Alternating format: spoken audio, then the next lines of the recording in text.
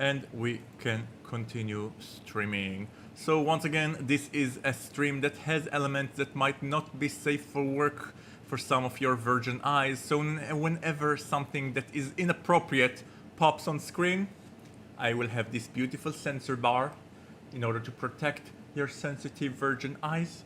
And if you want to see the non-censored versions, you can find the link to the Discord in the description. I post most of the stuff there. And also if you want to support this channel because you love me so much, and you also want to see the non-censored gameplays, so there's also this, you can do this.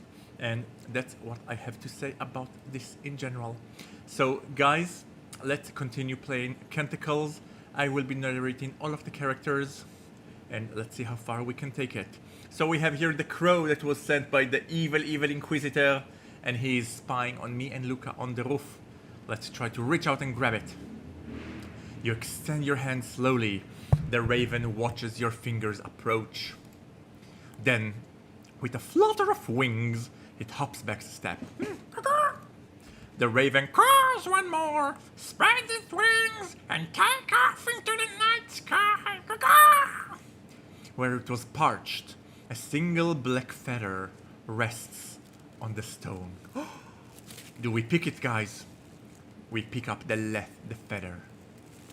You take the feather and tuck it into your robe.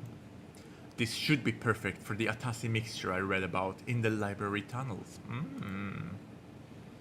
We're going to kill that bird. Hold on. One quick pasta.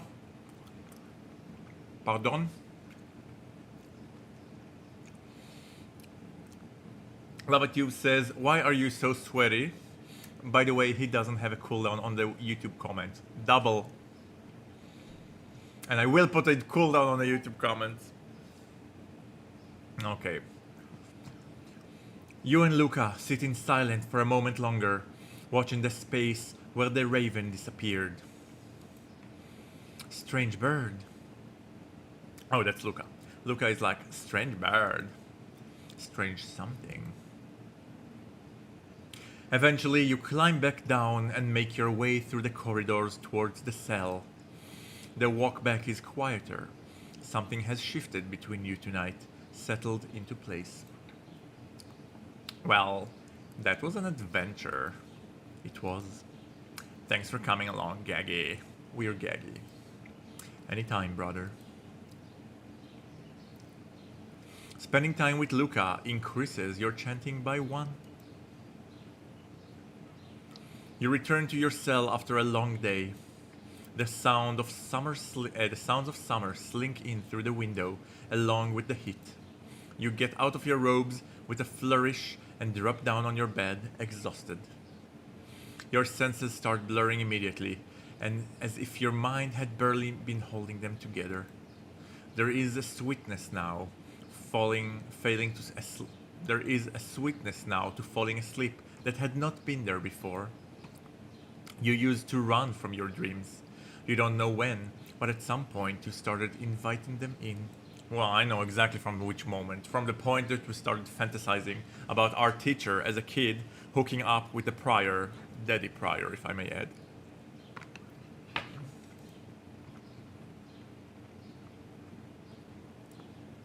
Okay, guys. We already did this scene.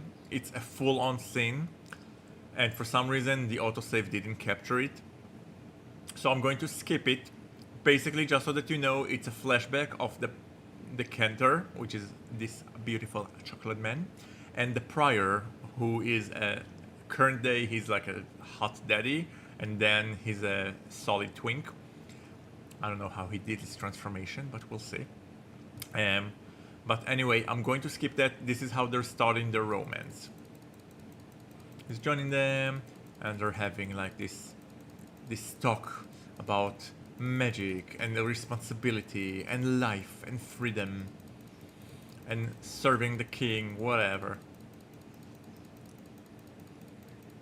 And he's performing a magical fire lightning.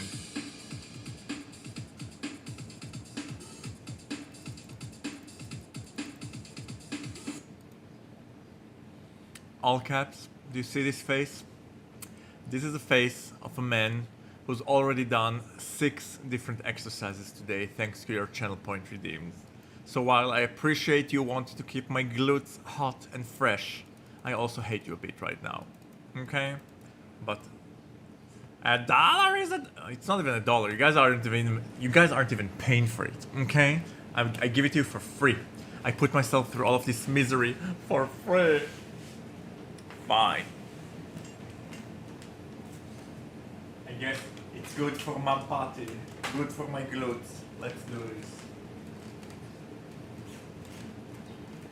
And let's do it with the capybara, as always. The capybara will be marking the spot.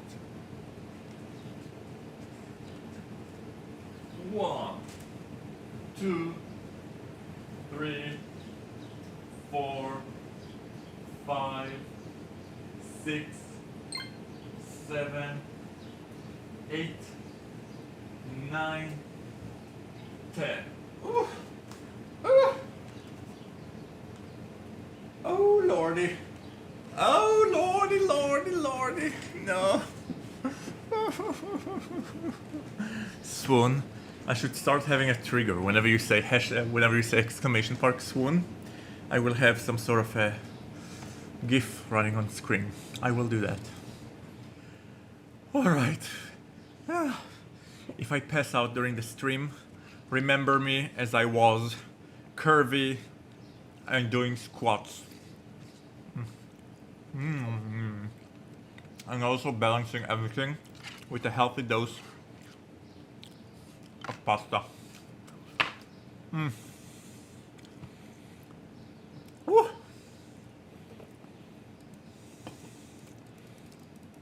Okay, I'm skipping this dialogue because we already did it. And if you don't remember it, it's your responsibility to catch up on your homework. So either go and watch the previous stream, or better yet, play the game. Void Mammoth has put a tons of effort into this game. This is one of the most brilliantly written games I've ever seen. Even for a non-erotic visual novels, just as a visual novel, it is brilliant. So I highly encourage you to either go to Void Mammoth's Patreon and support him, or buy the game, or play the game, which is free. You can play the game for free. It's been very, very generous. Okay. As you can see, this is a long-ass dialogue. So just the dialogue itself, if I wanted to do it again, would have taken at least an hour. The door closes behind him, and you are alone with the flame. It was a verse, one small, simple, entirely pointless verse, and yet I can still feel where it passed through me. You sit on that rooftop for a long time. You think about soil, and about canticles, and about the Cantor's voice telling you that you are a word. But mostly, you think about the very way he said, "I'd like to come back," as if it was the most natural thing in the world. He does come back, and he comes a lot. Then next night, and the one after that, the rooftop becomes a habit, and then a ritual, and then something you no longer have a name for. The evenings get longer, the conversation wanders further. At some point, the pretense of having something to discuss fails away, and what remains is just the two of you, and the flame you always light for him, and the sound of the forest below. It's very romantic. Weeks pass. The soil books are finished and delivered. New assignments take their place. The incantations begin to take its first tentative shape. Malaki works late. You work later. And every night, when the work is done, you climb the stairs to the southern tower. Summer deepens. The night grows shorter but feel longer. You stop pretending you are here for the conversation.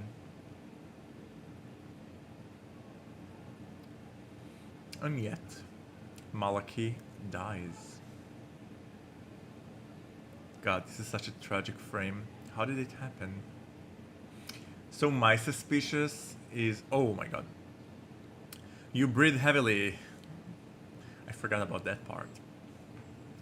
Alright guys, just so that you won't say that I'm not giving you any satisfaction.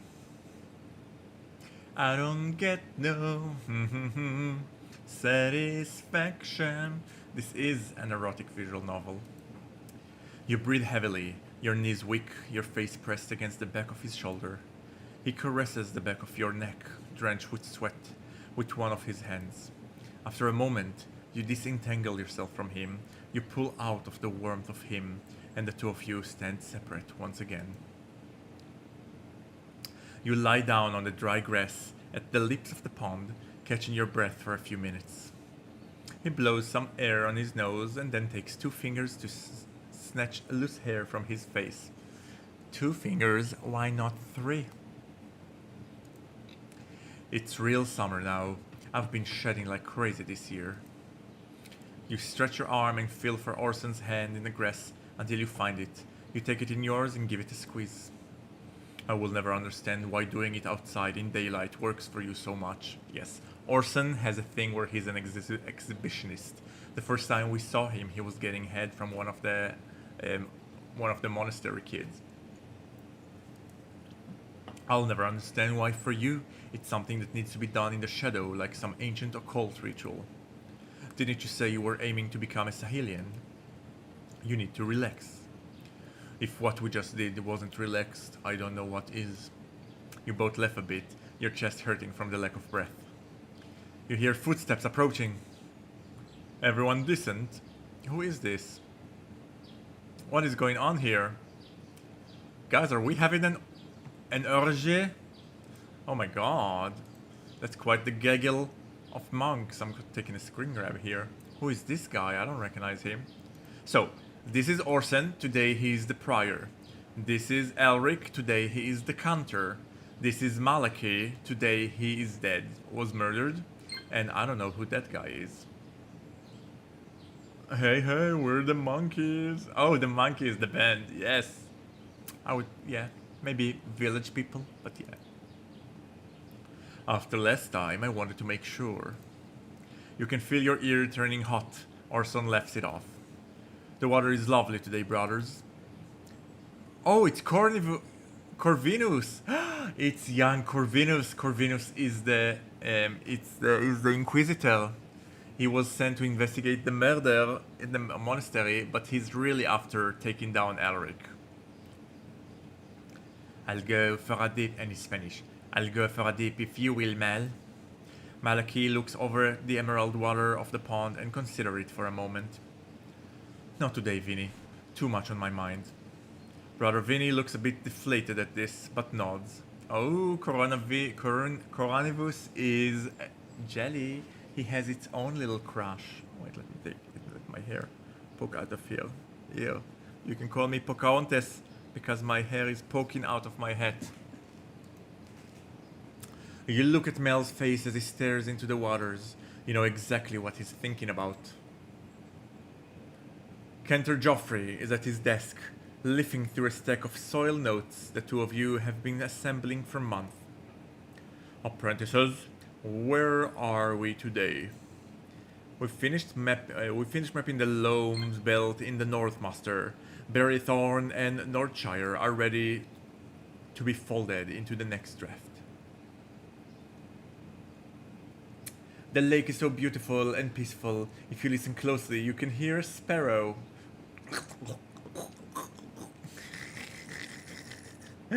You guys are so dirty. I love it. Dirty, dirty boys.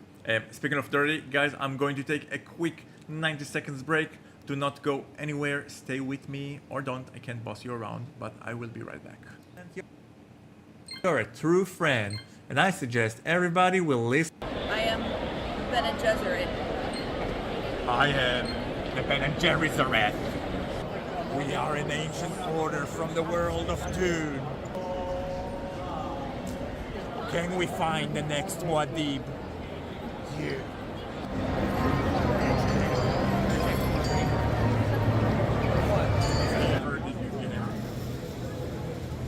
Lisan el Guyama. So spoke the Bene Gesserit. You wish to take the test. Kneel before the Bene Gesserit. In this box, there is pain and cookie dough. You dare to reach your hand in it. Will you be the one truly Muad'Dib? Or will you be cast aside like a chunky monkey in the sand? Lemon and lemon. Chunky monkey! Welcome to Linguistics. I'm Father Ivar. Soren and Luca goggle at him wide-eyed. Father? Wait, he's not a twink at all. He's a... Daddy? Father Soren, I've heard much about you. I'm looking forward to seeing what you can do. Yes, the feeling is mutual, Father. I am also looking forward to seeing what you can do. Odin? Guys, this game is not too big on consent, but Jesus Christ, what would you do if you see this hunk of a man lying passed out in the street? Hey, Odin, you alright there? Odin has some serious issues. I wouldn't Hey, date him. Odin, are you even alive? Later on, you should practice your British voice for upcoming character. I have no problem with my British voice. How frightfully rude. Freshen your cup, Governor. I've got all the Brits in me. What's this? Oh, Oh, okay, it's the same lady from... those that don't disappear.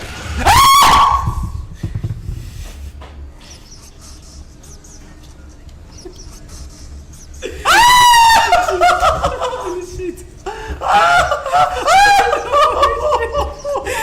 Don't touch me! Don't touch me! Run! I don't like this game! Guys, we are going to be romancing our first item, and it's a door.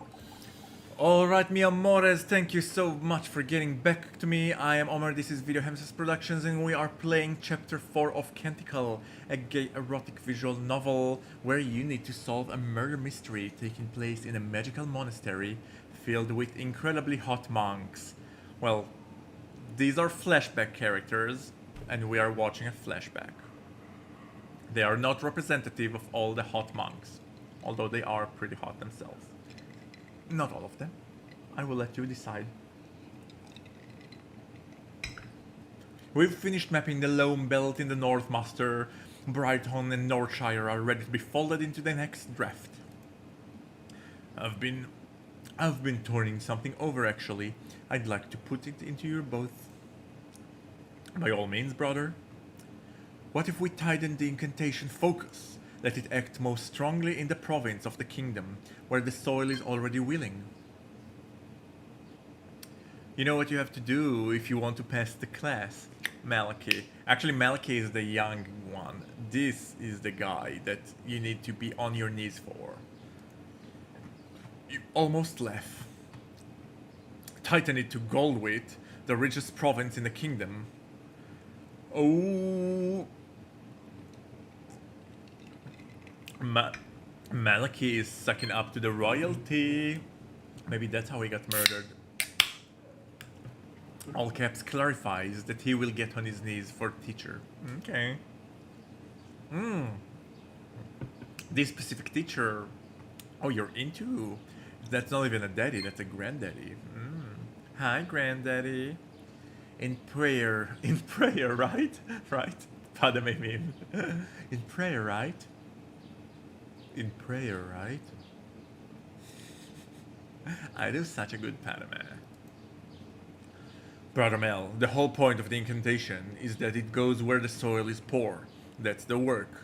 Brighton, Northshire, the foothill village that have been feeding themselves on stone for 2 generations. Stones. What are stones? I don't feel like it's like literal stones. Alkaf says, I worship in my own way. Well, you need to maybe put some lotion on your knees, because I think all that praying is doing a number on it. And what good is an incantation that lifts the floor by an inch everywhere, where it could lift the ceiling by 10 in the place that actually feeds the kingdom? Ooh, differences of opinions. Capitalism versus socialism, I might say. Gold with thriving means grains in every province. The market does the rest.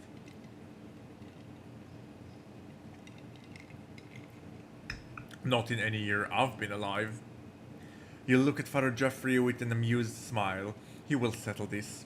He is, after all, the one who set the original frame. A general incantation, universal application.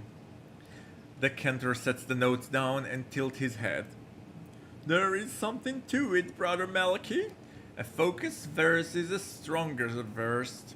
A diffuse one asks a great deal of the language. What? What? How frightfully rude. Master, with respect, we agree that the incantation had to serve the kingdom evenly. That was the premise. Did we? A small silence. Yes, of course we did. But premises are not commandment, Brother Elrich. They can be revisited. That is all I am asking, Cantor, to revisit. And I am asking us not to. A verse aimed at Goldweight is a verse aimed at the people who already have everything. It will make them indispensable. It will make everyone else more dependent on them than they already are. Or it will simply feed people, brother, which I had thought was the point.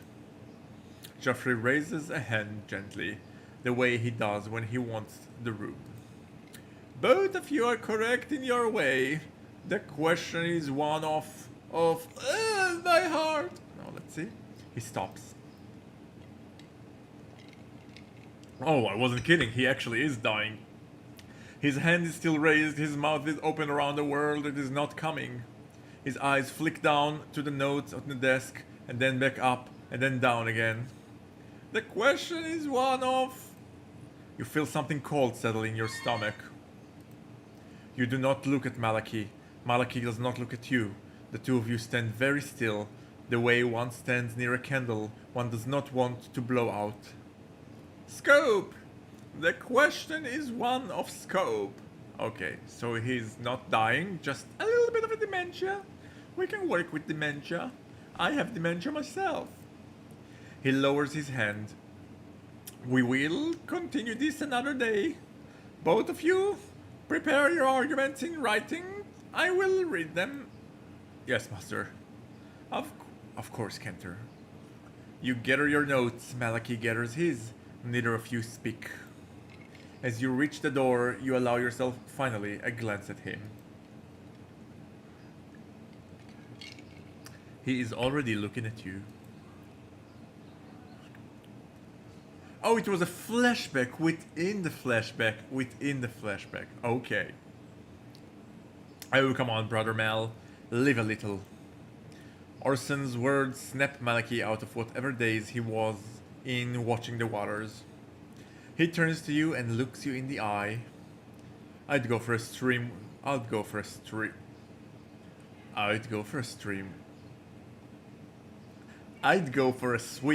with Brother Elrich. Not a stream. I'm already at a stream. A swim. Slight difference. The suddenness of his statement is met with surprise by everyone, but especially you. Of course, let's go for a swim. Only if you undress. I'm coming too. You know what Malaki is French. Malaki puts his hand on Vinnie's shoulder and gives it an affectionate squeeze. If you do not mind, Vinnie, I'd prefer to speak to Brother Elrich privately. Incantation business. Vinnie gets a pained expression on his face at that, but nods after a moment. Guys, this is heated rivalry, what we're seeing here. Heated Canticle. Heated Cantory. Of course, incantation comes first, brother. Malaki heads off towards the edge of the pond, shedding his robes as he does. Come on, Brother Vinnie. We can go have a swim on the far end. Let these two talk scribing. He gives you a wink as he passes by you and puts an arm around Vinnie's shoulder as they walk off.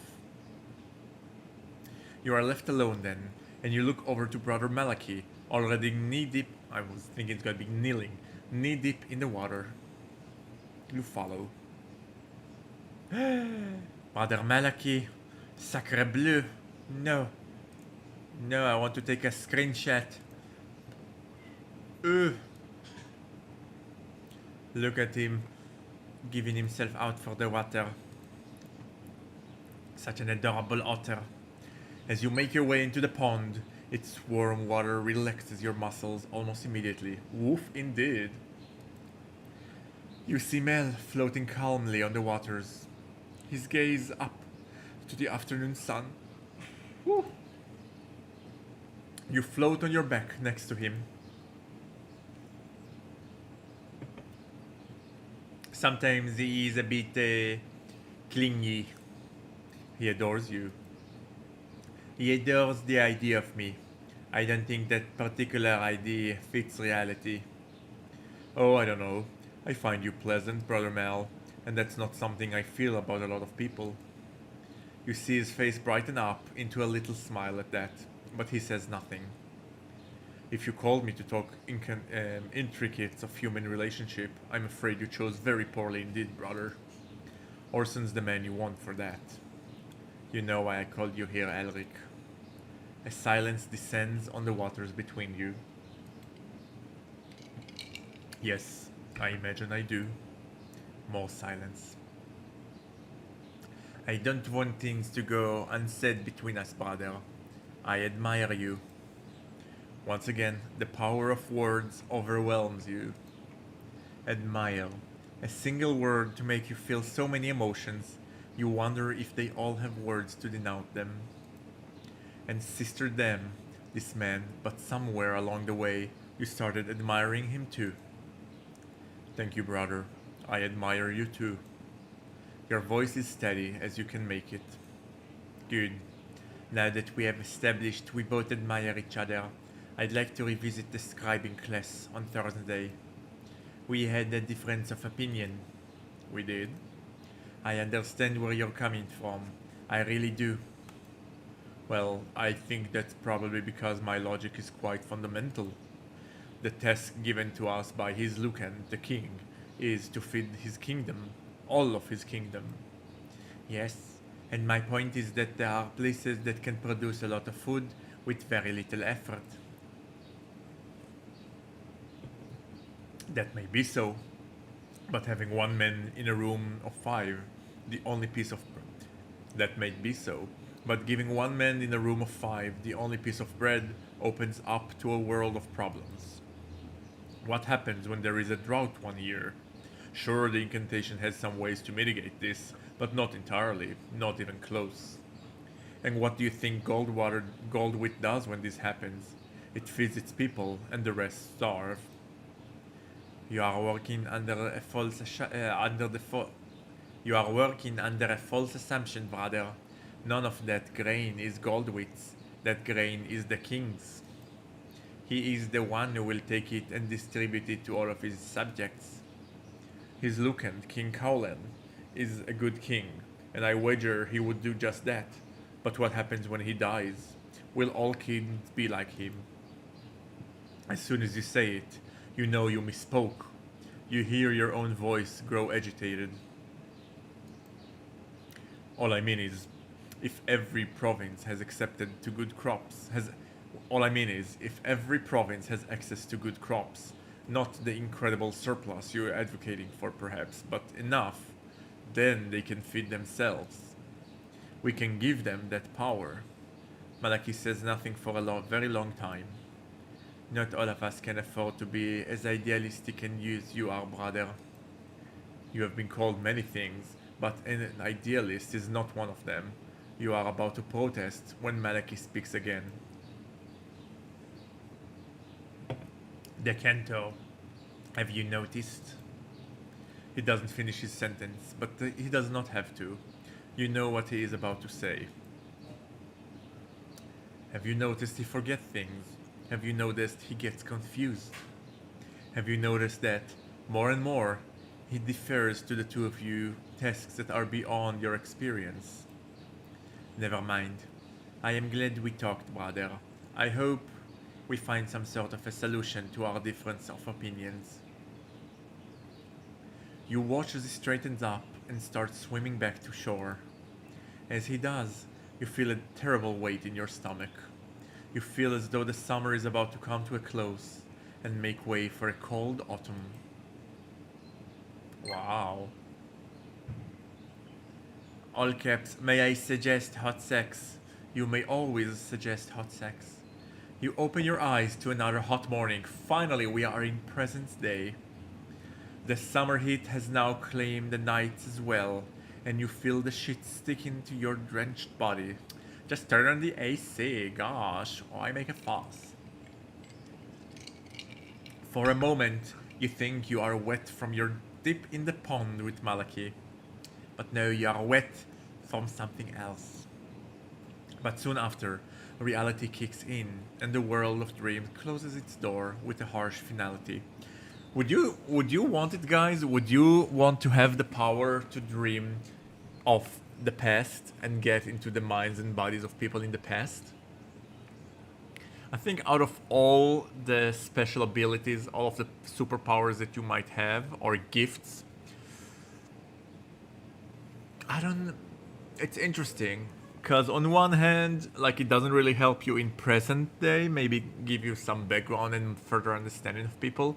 But on the other hand, it lets you experience reality as other people and get a glimpse of narratives and time periods that you think are long gone, that predates you. I might. I mean, I would obviously rather fly, be invincible, or immortal. Not immortal, like I would go for 2,000 years of living. I would live for 2,000 years. It sounds fun.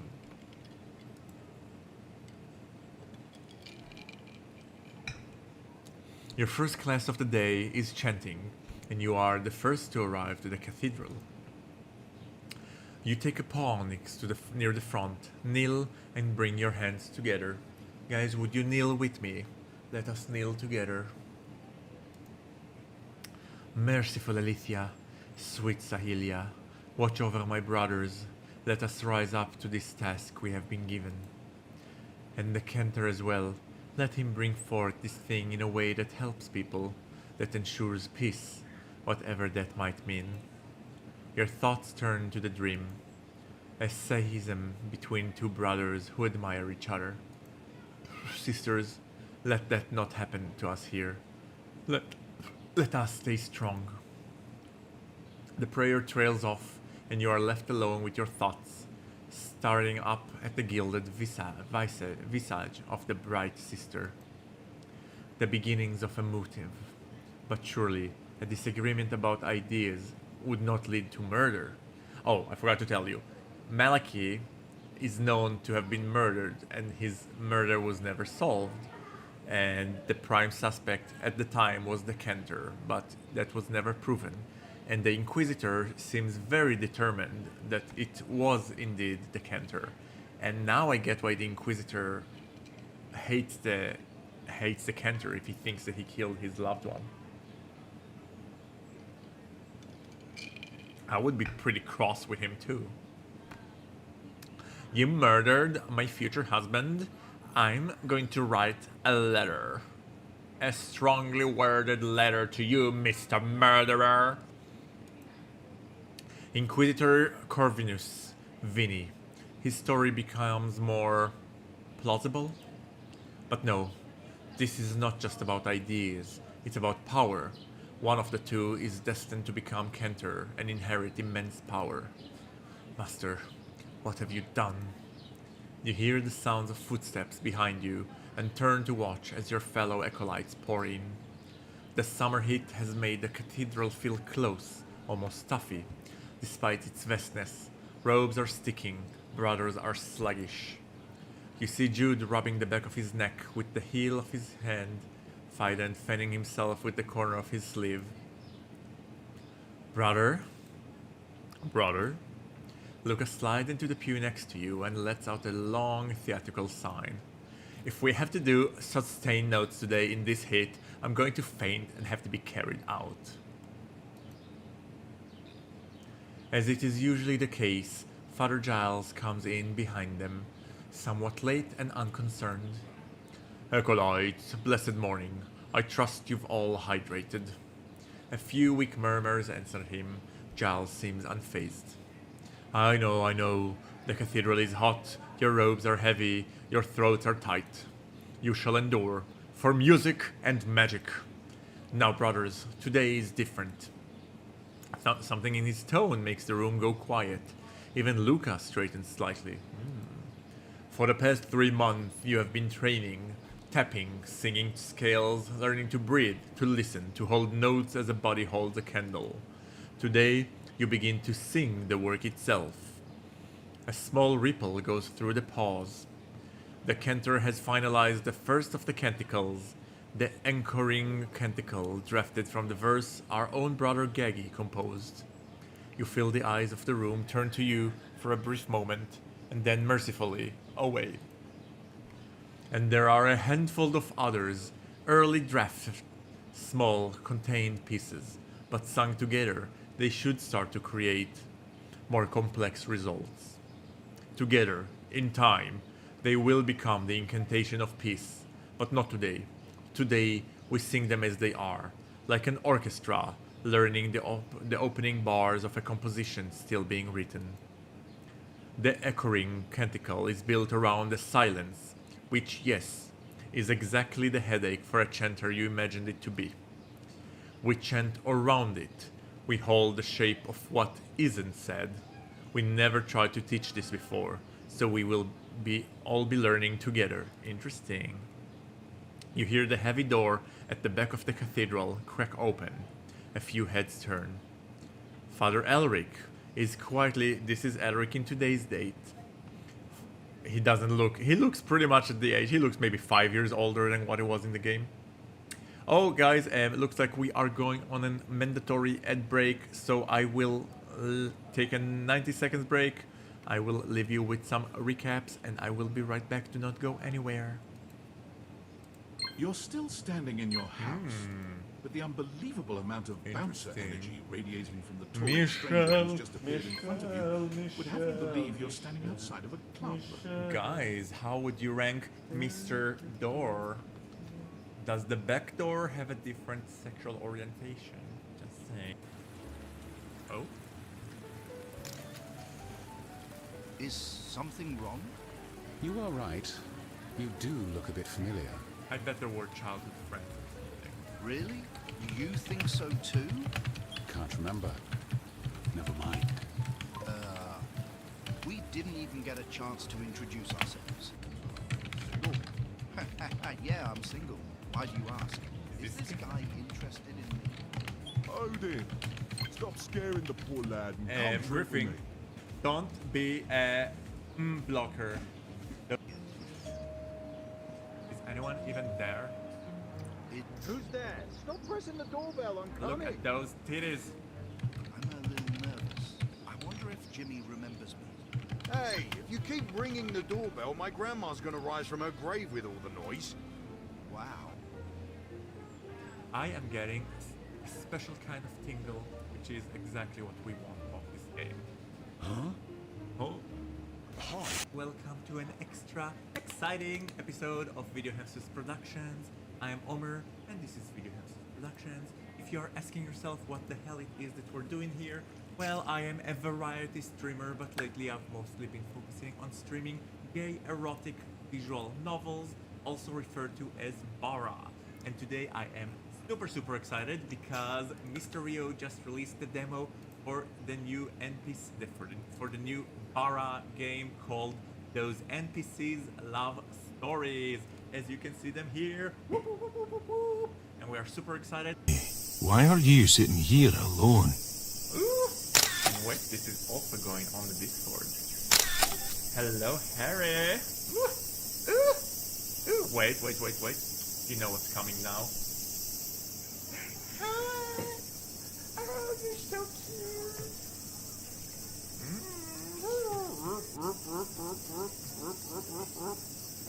That's it. How do I do this? Hold on. I got this. Where is this? Oh, okay. Alright everybody, thank you for getting back, and for those of you who took the opportunity to leave, I will find you, and I will you. I am Omer. We are playing Canticles Chapter 4, a gay erotic visual novel where you solve a murder mystery taking place in a magical monastery filled with incredibly hot monks. And we are now in the middle of choir practice. And let's continue. Father Elrich slips in quietly and takes a seat in the back paw, his hood half raised, hands folded in his lap. He says nothing. He does not look at Father Giles or any of you. He just sits, watching. He knows, by the way, that we are dreaming in his past. He come to listen. You feel something tighten in your chest at that. The canticle the Cantor finalized, the verse you wrote, about to be sung aloud in front of him. Now, stand, brothers, loosen your shoulders, breathe. You all rise. Father Giles takes his lyre from his robe and gives it a quiet test pluck. We begin. Oh, and we have our DDR game. Let's see if I remember correctly how to play. I am very good at singing this game. Very good at singing. La la la. This game is good. Me. Oh. Wasn't this just angelic? Oh my god. Score 1800, max combo 18, perfect. Guys, I am this is what I always said. I am perfect. Just you remember that. Excellent performance. Your chanting resonated beautifully. Your chanting skills increased by 2 points. It begins with a held breath. We knew you could do it!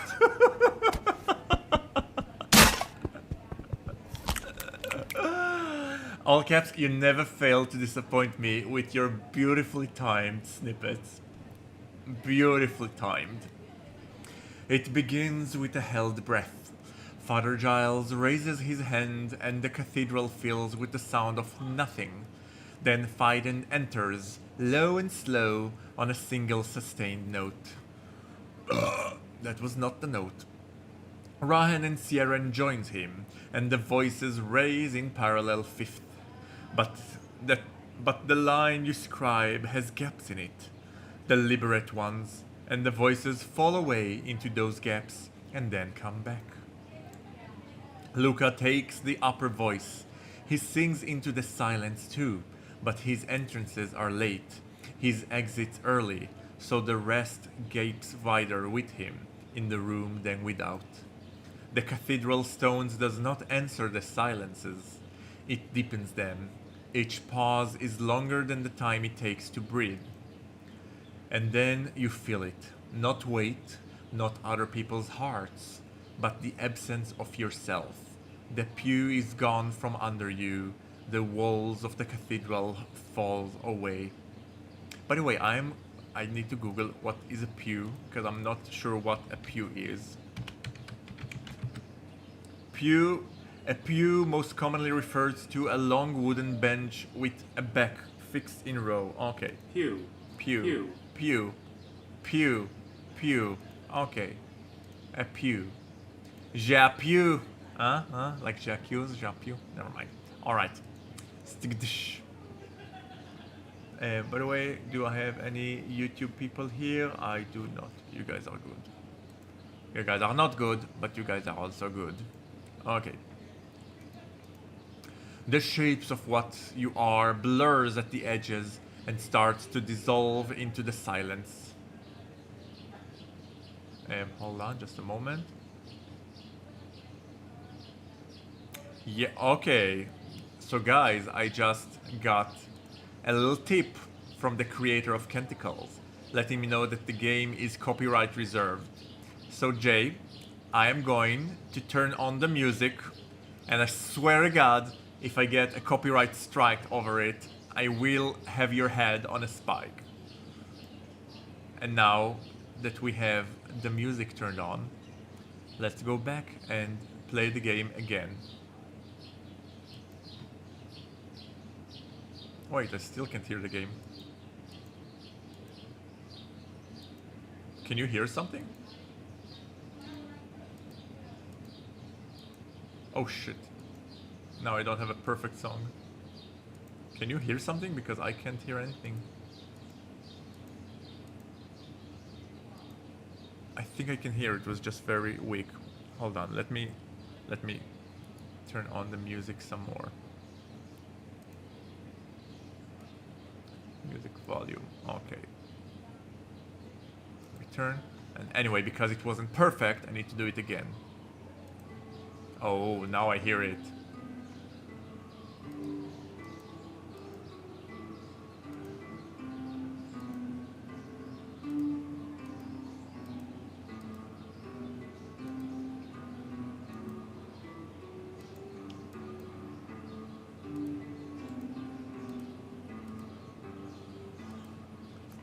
Did I tell you I'm perfect?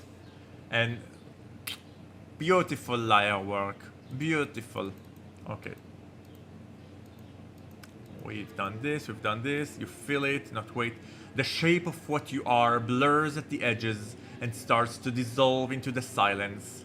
And there is no fear in it, only release. You want to walk into the silence the way a tired man wants to walk into a warm sea. Beautifully put. Oh my god, I love the writing here so much. And wait, let's see. Hold on. All caps says, "You are perfect just the way you are." Aww. It sounds like something a mother would tell her child after he failed miserably at a test. But thank you. You want to come apart in it. Some old part of you, older than your name, recognizes the silence as where you came from and where you are going, and is not afraid. This is what the Canticle does. This is what I wrote. And for one staggering moment you understand. The Canticle could undo a kingdom by making every man and woman in it forget the name of king. Could free a slave by dissolving the master in their own mind. Could free anyone of anything. You feel the edge of something enormous, an emptiness as wide as the world. Ooh. Incredible. Then Jude, terrified, sings into a silence, just one syllable, just to feel it. The shape collapses, the other voices flinch and fill in the gaps to cover for him. The thing the silence was becoming dies. And it's over. Just voices in a hot room, trailing off. There is a long silence. Jude, 2 slaps on the backhand. A silence made more silent but what came before it. You all stand there, breathing heavily. You look around at the faces of your brothers. They stare motionless, ahead of them, in all directions, nowhere in particular, sights set on some corner of their mind. Ciaren and Luca have tears in their eye. Rahen has gone whiter as a shit. Jude sits down shakily, helping himself with both arms. Even Soren's impenetrable facade seems shaken by what just transpired. Guys, I'm getting goosebumps. You look at Fiden. He has put a hand over his mouth, and his face betrays either disbelief or disgust. You are unsure which. You hear the Cantor rise, and without a word, walk out of the cathedral. Suddenly, you hear clapping, and see Father Giles beaming at all of you. I'd call that a very good start, my little acolytes. As if released from some paralyzing canticle, your brothers all suddenly burst into laughter and applause as well. You all start grabbing each other's shoulders, hugging. This short but vast thing you all experienced, a thread between you that cannot be cut. From this euphoric group huddle, you feel as one man disengages and starts walking off. You all look after Fiden as he, without a word, walks out of the cathedral. Fiden. Chanting an incantation for the first time can be a very emotional experience. Let's give Brother Fiden some space. Well, acolytes, I think we have all earned an early breakfast, don't you? There is an enthusiastic response in the affirmative from everyone. You all scramble out of the cathedral, euphoric, speaking over each other, trying your best to communicate to the others how you are feeling, and failing miserably. Because words, you understand completely now, cannot do music justice. Oh, it reminds me of a short story by Ernest Hemingway, whom I forgot the name of the story, but basically it's about a hunter and a tour, like a businessman and his wife off in the African forest with a tour guide on a hunting trip, and the feeling of the man as he is able to finally hunt a beast charging at them, and he wants to talk about it, but the tour guide stops him and says, "Don't speak. Words describing your experience takes from it." And this is a sentence that really echoes with me. Trying to describe an experience that was meaningful to you will always take from it. And a lot of time just keeping it to yourself makes it resonate and echo stronger. In my opinion. You feel free to dispute this. You cast your mind back to that first chanting class when Father Giles tried to explain why an incantation is most potent when expressed musically. This morning, you have learned that lesson. After morning mass, you have some free time. What should I do before mid-mass? More elective scenes coming in future updates.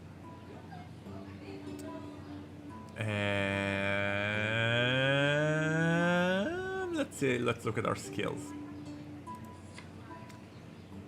So we could work on our linguistics. Oh wait, how am I so low?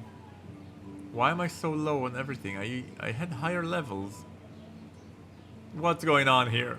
There's no way that I have such low linguistic skills. Strange. For sure, because I'm romancing Rahen, for sure I have higher econometry. Something is very weird. I'm learning. Yes, there's plenty more wisdom nuggets where this old chimney comes from. Si, senor? Alright. Where were we? Let's do alchemy and let's do linguistics. Linguistics.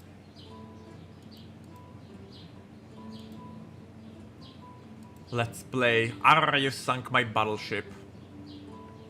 Okay. Test. Okay. Let's try reverse order. Let's do... No. No. It's... I think it's another... No, it's not another sun. Maybe it's two purples. Yeah. Yes! Oh, thank God. What did I miss? Someone redeemed something. I missed something. Aphrodite Travel says, how are you? I'm good, Aphrodite Travels. Welcome to the stream. We are playing Canticle Chapter 2. Oh, and we have Void Mammoth, the creator of Canticles here, saying you're at level 1 in all skills. You started level 0, so you actually have a good spread. Okay, good, good. I'll calm down. All right. Continue.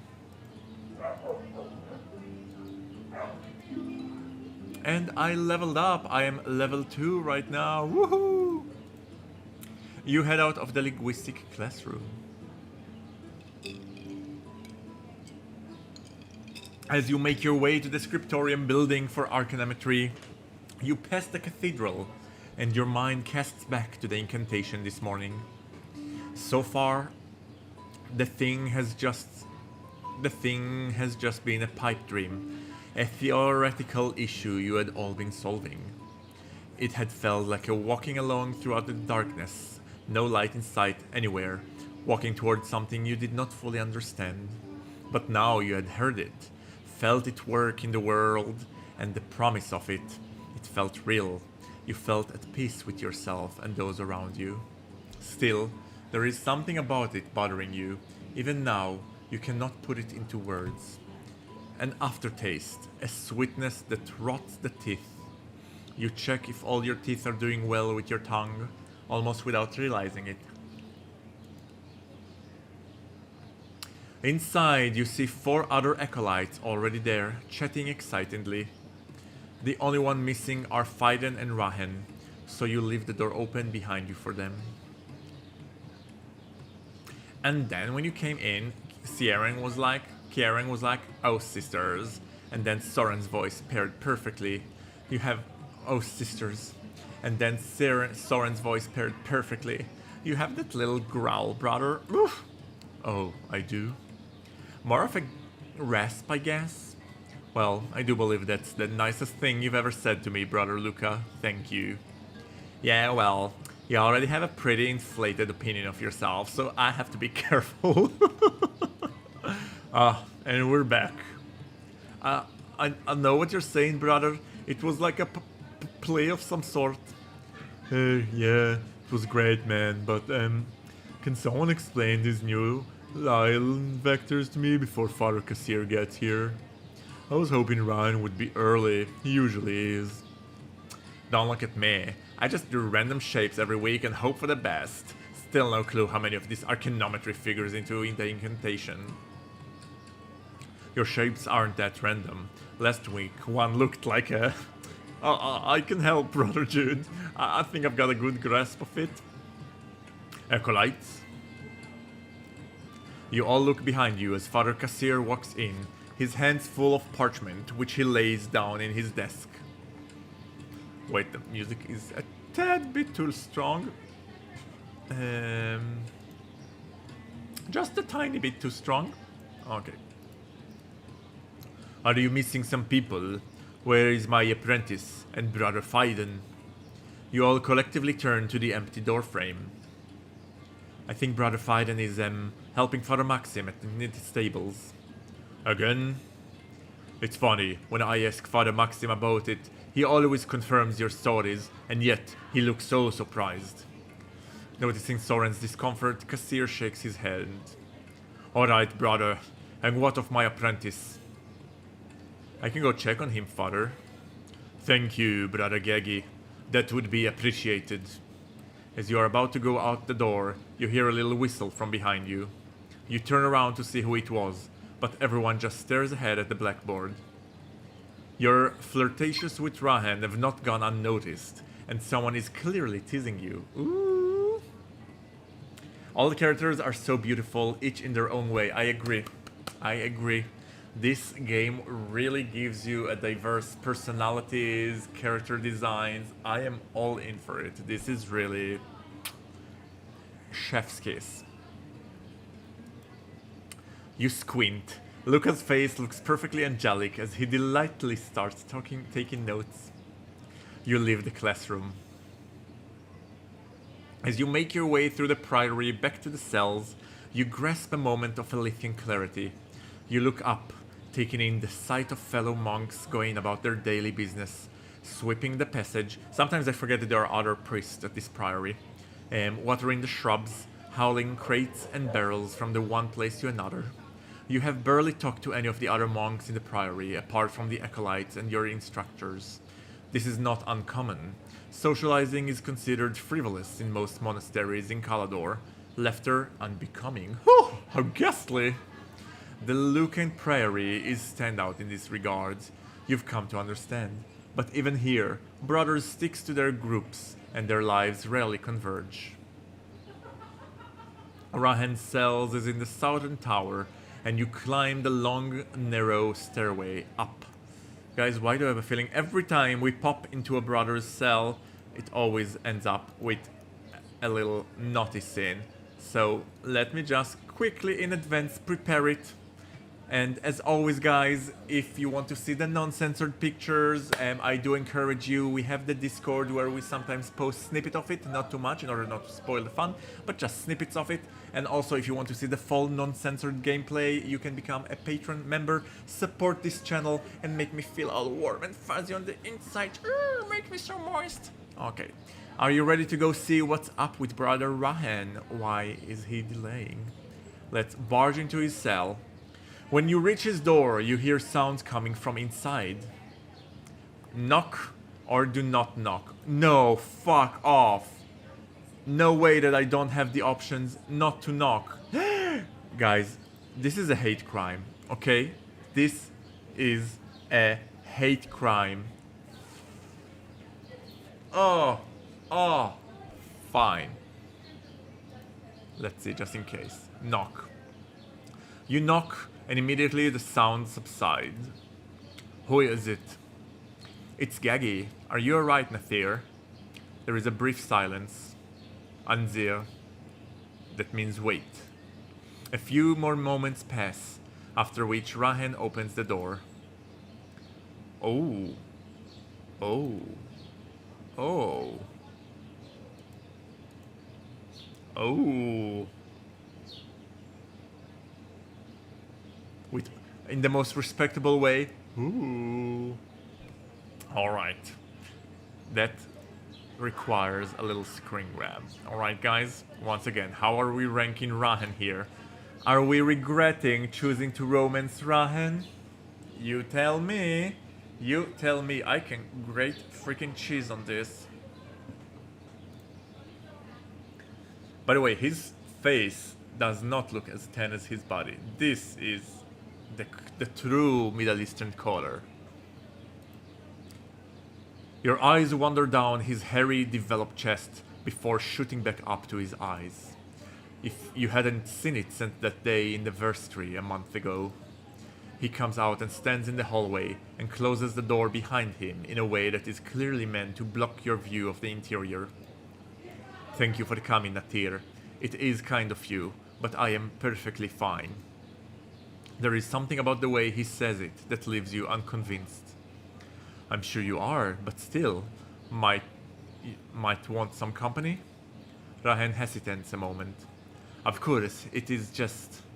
He lowers his voice. I do not wish for you to see me in this state. You look up at his emasculated, slicked back hair. Nathir, I think your definitions of a disorderly state might be quite different. I understand. I respect that. We can catch up some other time. Or we can choose the sneaky way. It's just that I need your help figuring out these advanced ley-lined loops. The lie is unconvincing, and you have no doubt he sees right through it, and yet he smiles, disarmed by your attempt. Fair play, Nathir. How can I say no to that? Come on in. He goes back into his cell and leaves the door open for you. Oh, wonderful mind, somewhat. Rahen's cell is quite barren, especially compared to some other cells you've visited. If you simply looked at one side of it, you would say it is exactly what you would have expected. Tidy, austerate, Elythian. Austere. But then you look at the desk and see a mess of parchment, crumpled, torn, thrown aside, and on the wall above his bed, stretched ink on stone, are chronometry formulas that go far beyond your understanding of the subject. Rahen takes out the desk chair and offers it to you. He walks over to an empty wall and slides down to sit on the floor. And once again, we are taking a snippet. Oh, merciful Alithia. He sits there, bathed in the sunlight coming from the window, and stares at you, not saying a word. I'm sorry about I spilled on my robes again. I only have one left. I Need to go to the vestry again. What's going on, Rahen? First illumination earlier this week. Now this doesn't seem like you. He gives you a sad smile. It is a comfort that you think so, Nathir. In truth, I am perhaps not as collected as I may have tried to seem, at least. He swallows a bit at that. After a moment, his smile fades, and his eyes move to the window. Your eyes travel again to the scribbles on the wall. What do you mean, Nathir? He takes a few moments to answer, finding the words. I have a sickness in me, Nathir. A malaise of the soul. His eyes move back to you, gouging your reaction. I have a feeling I know what he's talking about. Tell me. He takes a long breath. I try to be a good Alithian. I try. I pray to the bright sister. Oh!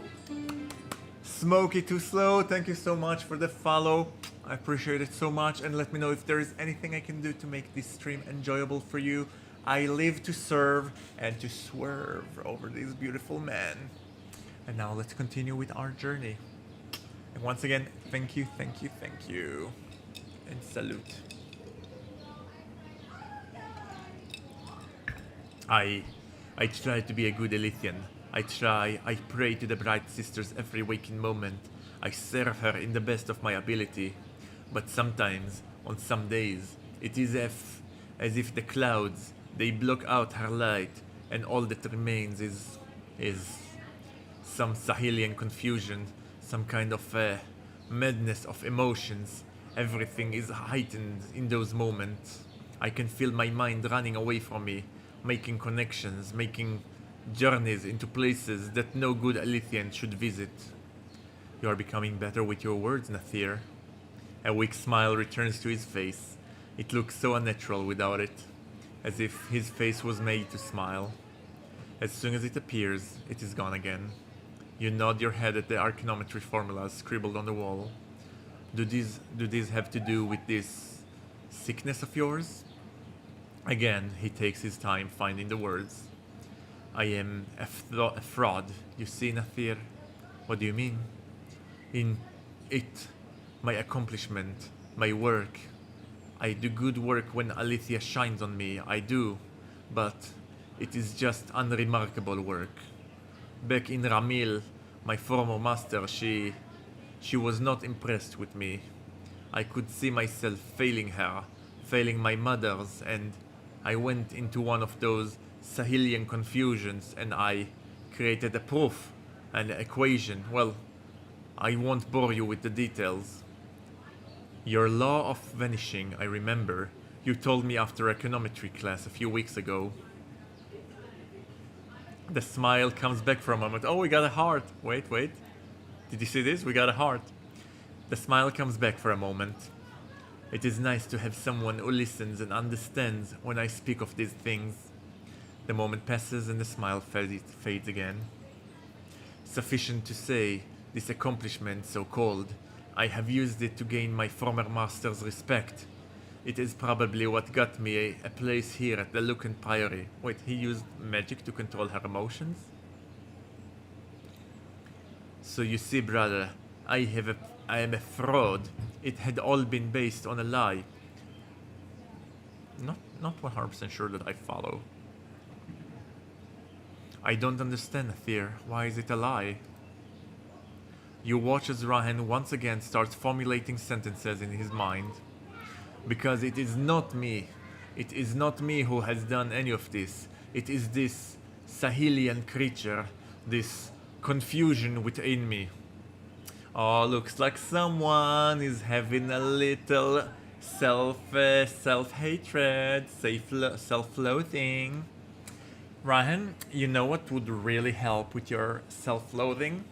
Having an open relationship where we can hook up with different guys. That's what I think will really help you come to terms and love yourself with all of your little quirks and imperfections, allowing me to get railed by the rest of the Priory. No, but in all seriousness, I can completely understand what Rahen is saying. It is the worm and the apple that has done it. Just to make sure I understand, you are the apple in this metaphor. Yes, I am sorry. I am not good with words. Have you considered, Nathir, that there is no worm in the apple? Rahen stares at you, clearly confused. What do you mean? Maybe I am not making sense. I meant this worm is this Sahelian confusion.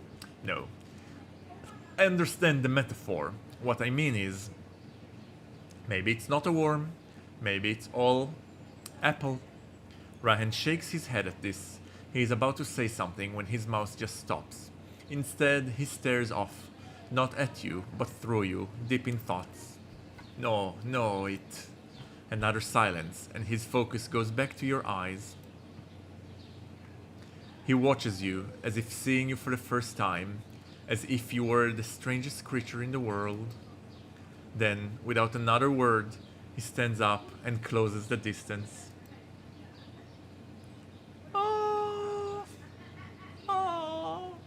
Before I could react, he was on me like a hungry wolf. I was pushed back the step by the force of it. It was not a gentle kiss, like that first one in the forest. It was passion. No, not passion. A need. His strong but gentle hands cupped my face, directing it where he wanted it. I felt his tongue penetrate my mouth, searching, exploring me. It was like I was his first meal after a long fast, and he was ravenous. After what seems like a minute, he slowly disentangled himself from me, his face suddenly terrified. I am sorry, he said. I should have asked your permission but before he could finish his sentence, I kissed him back as passionately as he kissed me. Took a step back like, yeah, you should have. Kissed him back as passionately as he has kissed me. We continued kissing, licking, biting, laughing, teasing each other for some time. Meanwhile, our teacher is waiting for us. After a while, I felt his hand leave my face and make their way down to my shoulders, then the small of my back, and then lower still. I took his hand in my hand. Not yet, I said. My hand traveled down as well, down his front until I could feel his manhood. My hand traveled down as well to his back until I could feel his firm buttocks. Jay, you will not turn Rahen into a verse. He is not a verse, he is a dom top, and I will not have it any other way. So we will reach to his manhood. Osh. Really? Really? Wait, what? Am I missing something?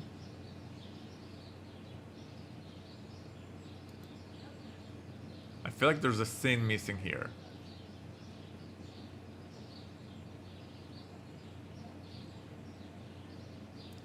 Okay, no, there's no scene missing here. Okay.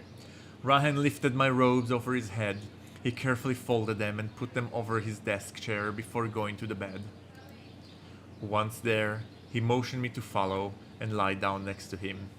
Immediately and naturally, I made myself at home in his soft hairs of chest as my pillow. Over the next hour, we explored each other through touch.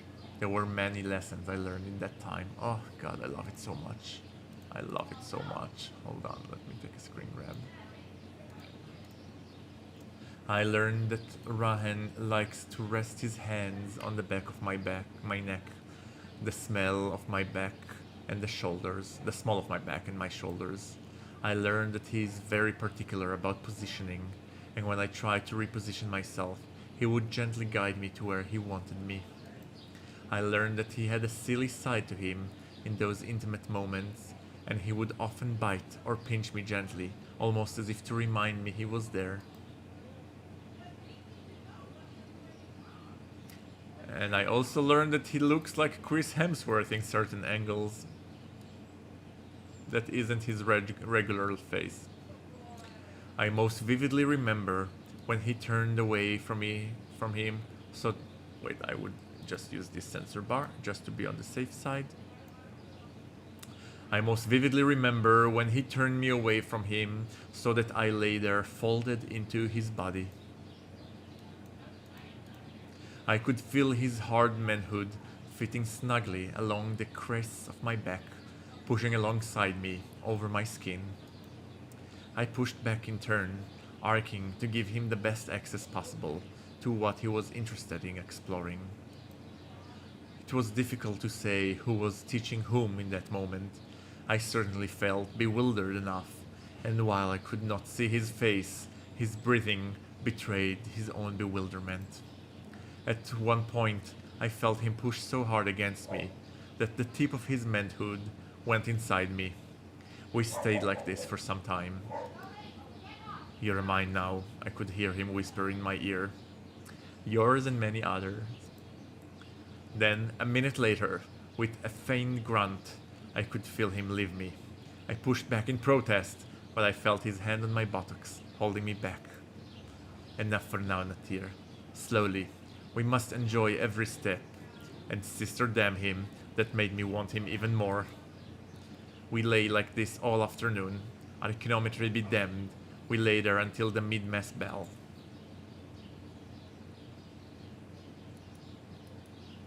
Guys, that was beautiful. And I'm also taking a screen grab of this because fudge me. Fudge me. And also, oh, Rahen. Oh my god. Oh my god, what is this? What is this?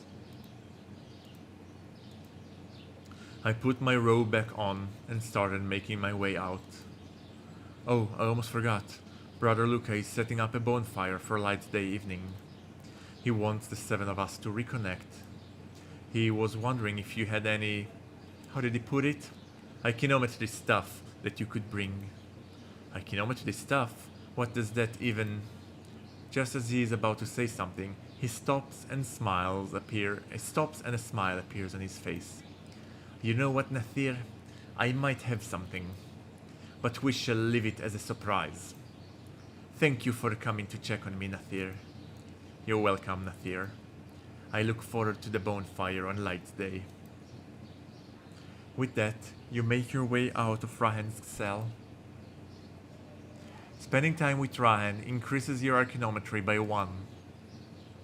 And wait, I want to see my character sheet with Rahen. We're close with Rahen! Yay! Why are we so far with the rest still? Jude, I gave you head, okay? You can't be like neutral with me. That's not how it works. Gays. Oh my god. After evening mass, this is very gay, by the way. It's like, I know we hooked up like a few times, but I don't know what I feel about him. I don't know if I like him. I don't know if I want to hang with him.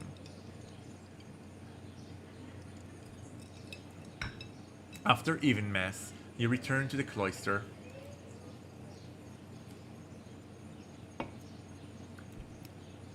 I'm tired from the day, but I could do one more thing before complying. Alright.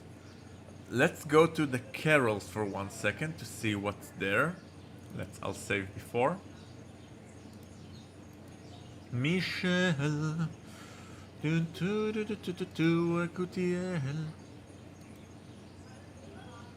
Head to the carols. Let's see if there's someone there. You step into the carols and walk through the dim hallway. From the wooden cells to each side of you, you see and hear dark shapes shuffling around. Some of them catch your eye. No? There's no one there, and we already hooked up with this guy plenty of times. Both as verse. No. No. Okay. Let's go to the library. Go to the library. You make your way to the entrance to the library tunnels and put one of your passwords. The door opens for you, and you descend into the darkness. To your surprise, you bump into a familiar face as soon as you make your way to the bottom of the stairs. Of course it's Soren. Of course. He notices you as well. And this is a screen grab. Soren is so freaking handsome, but is also very cold. And I think I remember that, or Jay, if I can quote some of our conversation. So I remember when I met with Jay, he said that originally he thought that the most popular character is going to be Soren, the character that everybody's gonna swoon over. But he was kind of surprised that it was actually the Prior. And I told him, listen, this game is for hungry bottoms, and as much as we love Soren, Soren is very handsome, but also there's something cold about him, and we need to crack this. Cause I want like the spice, I want the sass, which Soren is a bit lacking. Is also like a bit too perfect, and I don't need my guys too perfect. I don't need them too preserved. But yeah, he still is a peach, and if I could polyamor them, I would. There now. There. He notices you as well. So, brother, what brings you to my neck of the woods? Your neck of the woods? Have you finally decided to move your bed to the library tunnels, Brother Soren? It would be more efficient, but the Master Librarian forbids it. I think even having any acolytes here has been a test of his patience. I haven't had the pleasure yet. I've been mostly talking to Brother Hector, his apprentice. Well, if you need to speak to Father Alexander, just make a ruckus somewhere in these tunnels, and he will come leaping out of the darkness. As he concludes the thought, he looks around as if to make sure no one's listening. You have never laid eyes on the elusive Master Librarian. What you have heard are simple stories. Stories of a man who lives his life tending parchment and renewing the humidifying canticles throughout these tunnels. It feels like I haven't talked to you in ages. Actually, I need to talk to you about a book of ghost stories. It feels like I haven't talked to you in ages. It does it? Funny how the days here can crowd you in, brothers everywhere, and never quite the right ones. I think I'm starting to understand what the Cantor was trying to tell us that first day. What do you mean? About the incantation. About being chewed up and spit out by it. I thought it was theatrics when he said it. I just got in here. I was tired and surly and unimpressed. But the longer I stay here, the more I understand he meant it as an actual courtesy, a warning, plainly stated.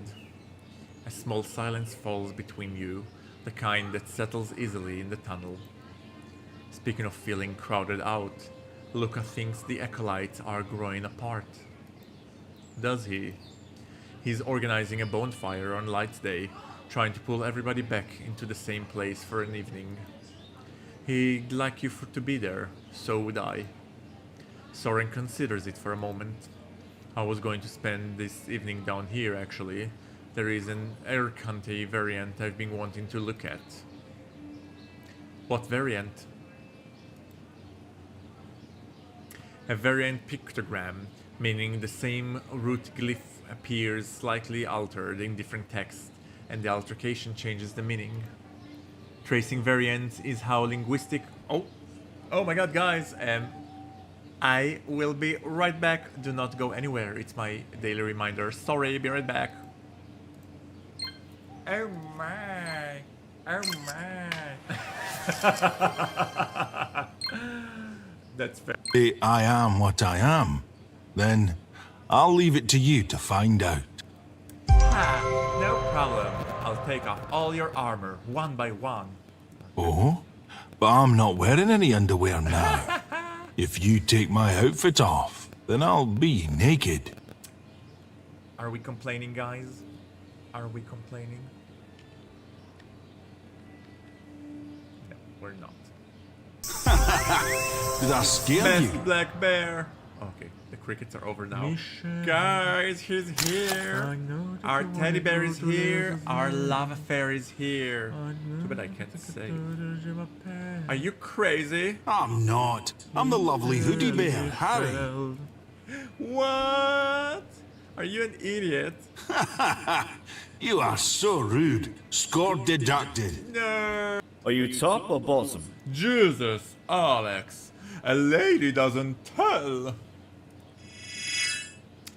I will refuse to answer, because this is a rude question, which is what bottoms always say.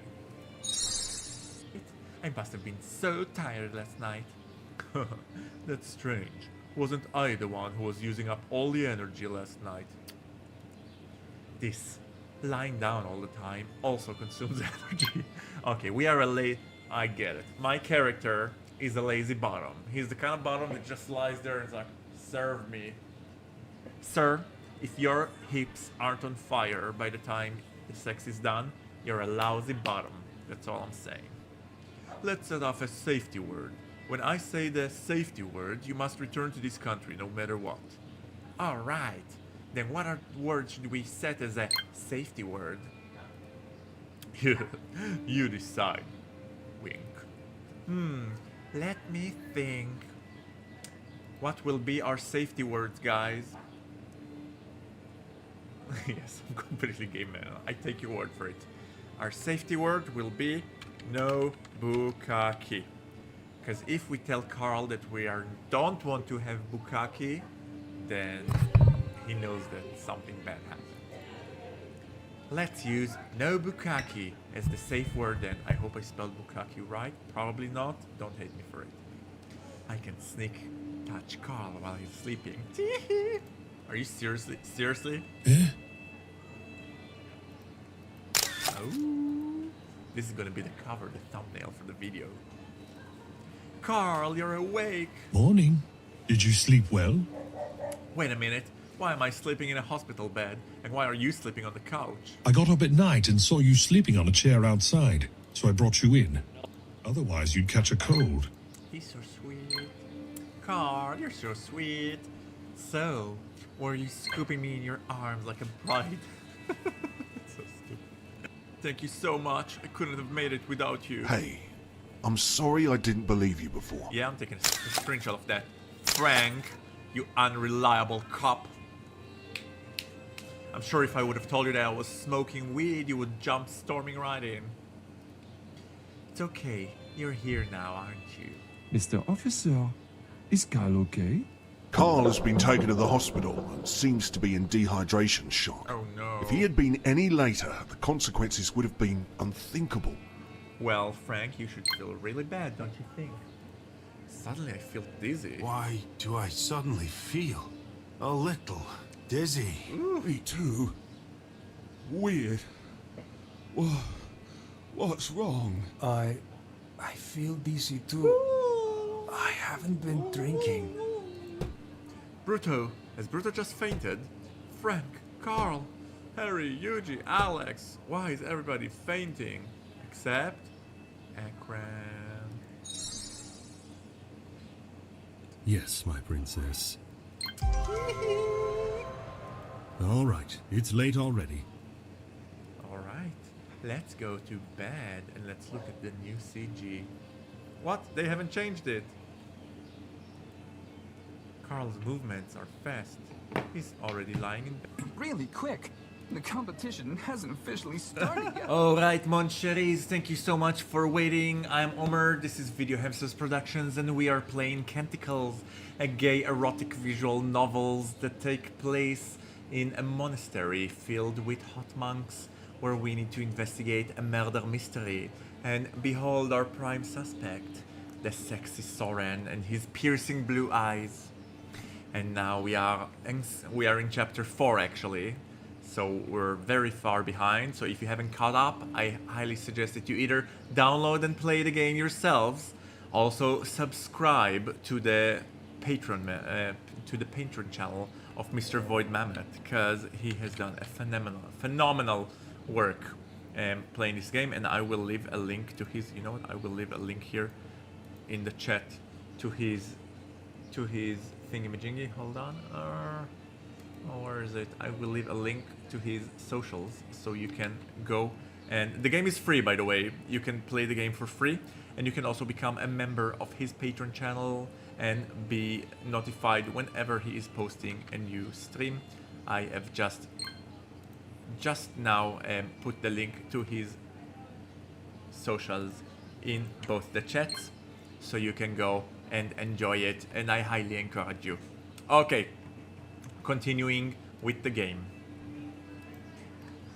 It's of a glyph we haven't studied yet.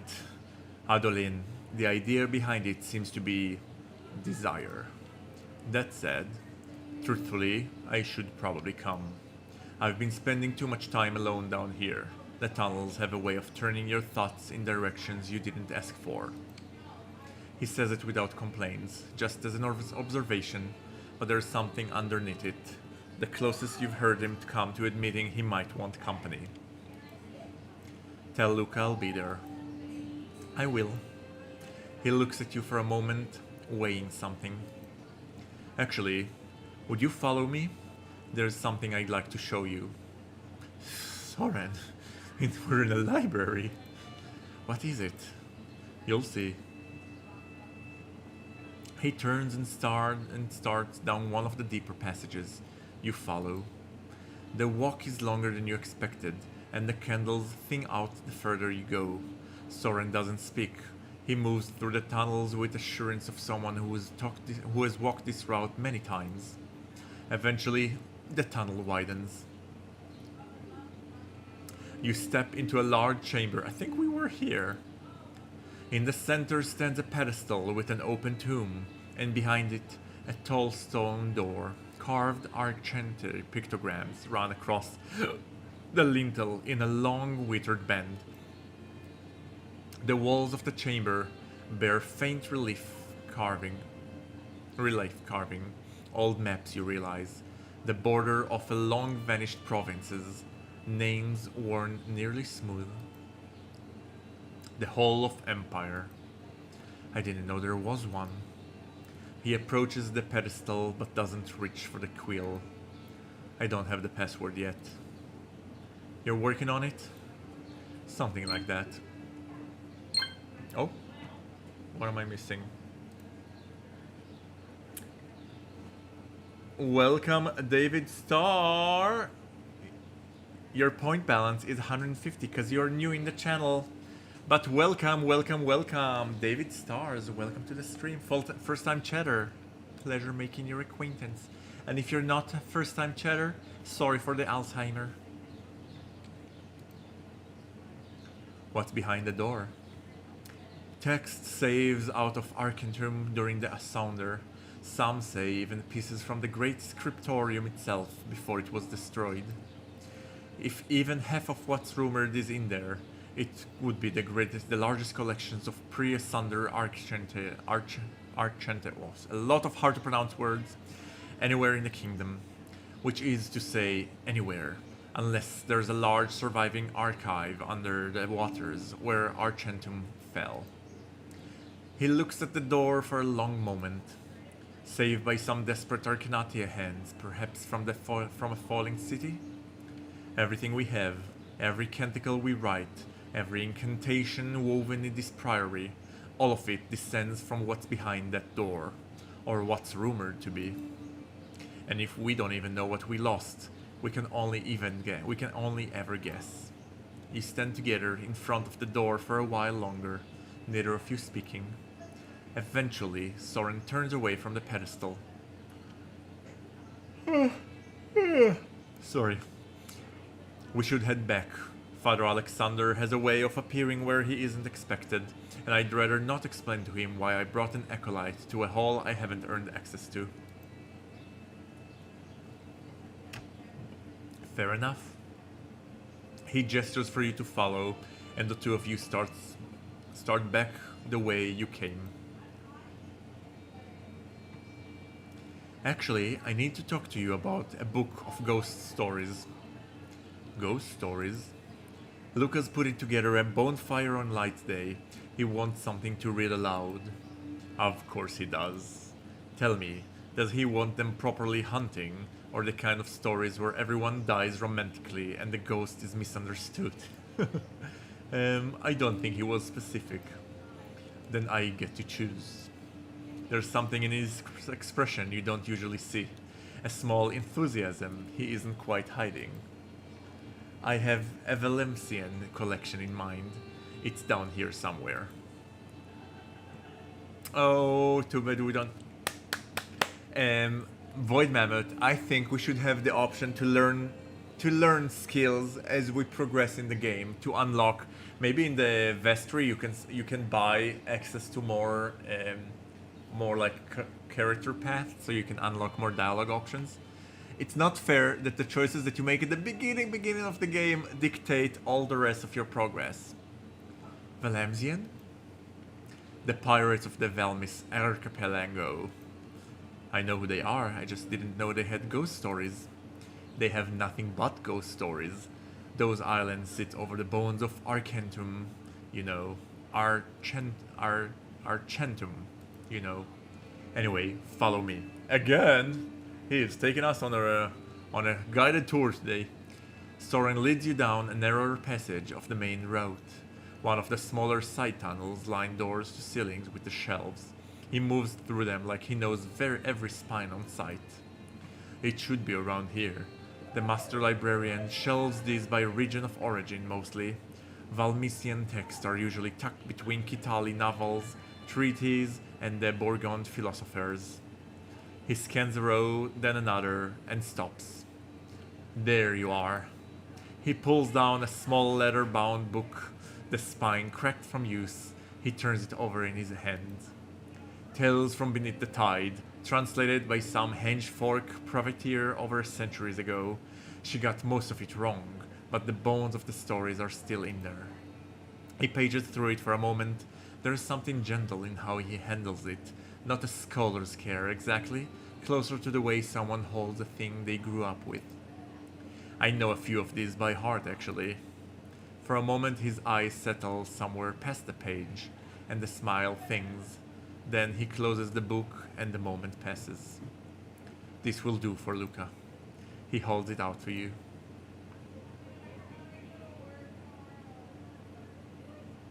I'll just hide it under my robes. You take a look, oh, he likes you for that. You take the book and slips it inside your robes in a single fluid motion, the way you used to handle objects that weren't quite yours back in Callowhand. Soren watches and let out a small giggle. Tales from Beneath the Tide added to your inventory.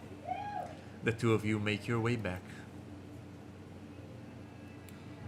No further questions, Your Honor. How have you been dealing with Arty's passing? Murder, you mean? Yes, murder. I have been doing fine. The best way to grieve him is to do what he came here to do. He'd want that. After that's done, I'm sure there will be time to curl up in a ball somewhere. I'm sorry I haven't been able to catch his killer yet. Soren looks up to you, clearly surprised at that. It's not on you, brother. I just mean, it was an assignment given to me. And you think that stopped me from doing my own investigation? He shakes his head. No, I imagine not. It's a dead end for now. We need to let it go, brother. For now. Exactly. Something tells me we will get the answers we're seeking, and I'm not usually an optimist. Soren looks up the exit to the first floor library. I have some readings to do upstairs. It was nice catching up, brother, even in this dark place. Likewise, brother Soren. Let's say, did we level up with Soren? We leveled up with Soren. We are now friendly. But with Rahen, we are close. Okay, we need to give some more attention to... Oh my god, a lot. Ciaren, Jude, and Fiden. Fine. Let us continue. How do I close this? Okay. In front of you, you see the library tunnels stretch out in every direction. You grab a torch and light a red candle. Shit, I forgot. I can quickly go to the halls I've already discovered. Is there any story we didn't read? So here we were already. Enter the Hall of Thorns.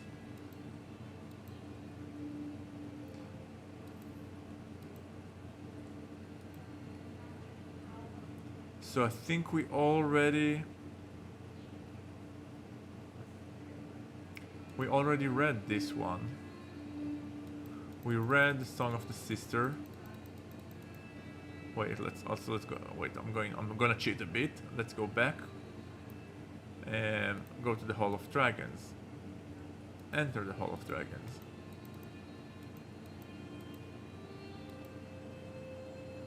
So I don't remember which one we read.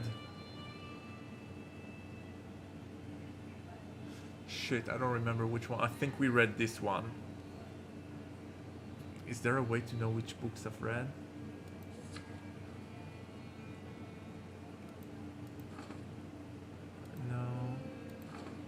No. Is there a way to know which book we've read?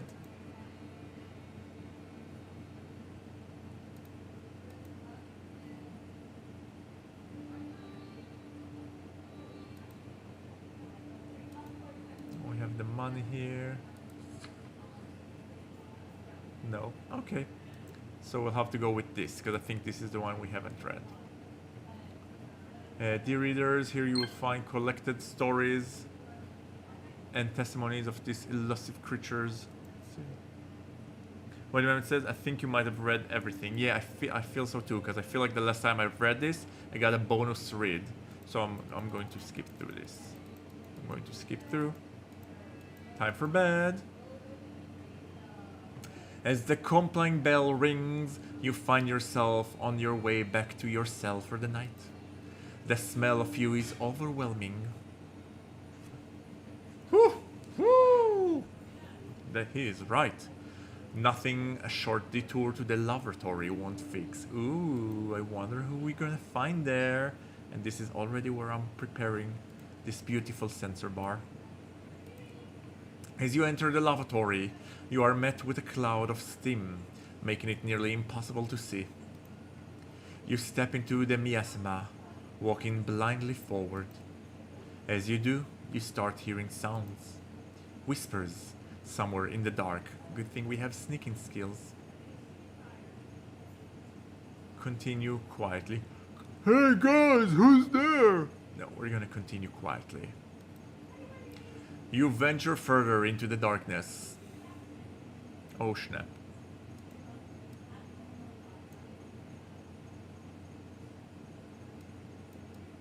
Oh no. A shape emerges from the fog. It's Luca and he's crying. Oh my god. I want to take a screen grab of it. Is he crying because we haven't romanced him? I know. I would cry too if I haven't romanced me. A shape emerges from the frog. It's from the fog, not from the frog. It's Luca. He's crying. He is washing his hand off. Is that blood? Luca? Suddenly you hear a fainted groan from somewhere behind you and turn to look. When you look back, Luca is gone, and so is the blood. Others would likely never perceive it, but you smell a sweet floral scent in the air.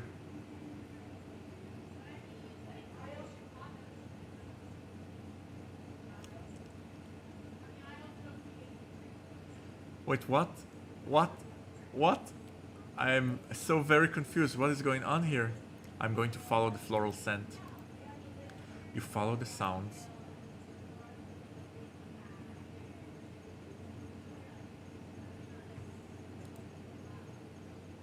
Everybody's taking a bath today. Quite the gay sauna we're conducting here. Out of the fog, a silhouette of the Cantor emerges. He is surrounded by small blue flowers. Carnila ulgruva, the cloud flower. You watch an Elrich scrub his head, his arms dripped with mint blue dye. Master? He does not acknowledge you and just keeps scrubbing. As he does, he lets out a small moan of pain. You are about to call out to him again.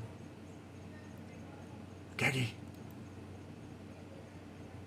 You turn sharply to the noise again, and just like that, the Cantor is gone. Brother Arty? Please, Gaggy, you have to help me. I'm all alone here, please. Your feet starts walking in the direction of the voice, unprompted by you. Arty, I'm coming, hang in there. You run out of the lavatory, taking the back door to the western courtyard.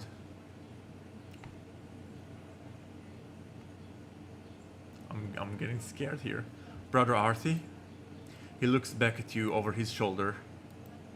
Saying nothing, he walks through the gate. Wait! You start after him. Before you cross the gate, you notice a weak light coming from behind you. You look back at the cloister and follow it to the very top of the southern cell tower. A single silhouette watches you, though you cannot tell who it is. You turn back and make your way into the dark forest. I'm getting chills. You trek through the darkness, calling out for Arty as you do. You catch his silhouette in the distance, just long enough to know where to go, and then it disappears. You break into a run, your feet tearing on sharp twigs and rocks as you do, but the pain is immaterial. You run for what seems like hours, the small silhouette in front of you beckoning your follow.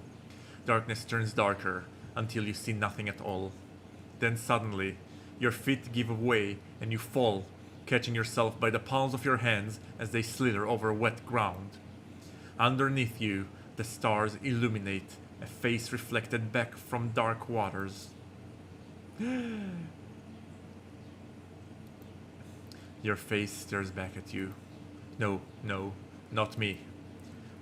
This isn't right. This isn't me. You pull back, but before you can get too far, a strong hand rises out of the water and grabs you by the neck. The next thing you know, you are pulled down into a dark water. You gasp, realizing too late you are about to breathe in the water. But the pain does not come. Neither does the feeling of cold water embracing you. Instead, you feel heat. Oh my goodness. Oh my goodness. I cannot.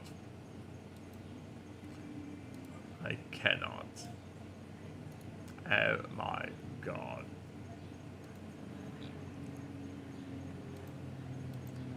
Looming above you, his fist firmly around your neck, is a face that you have seen in some ancient memory.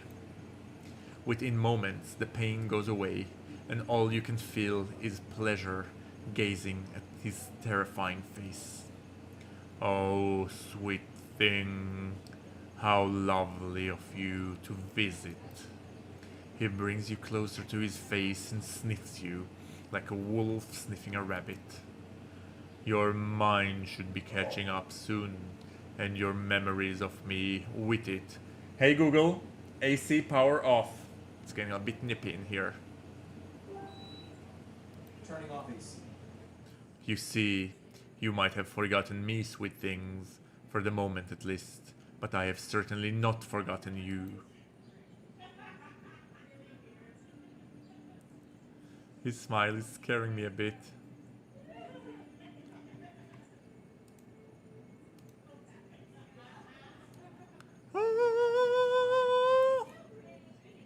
We have 2 weeks until the next release. Fine.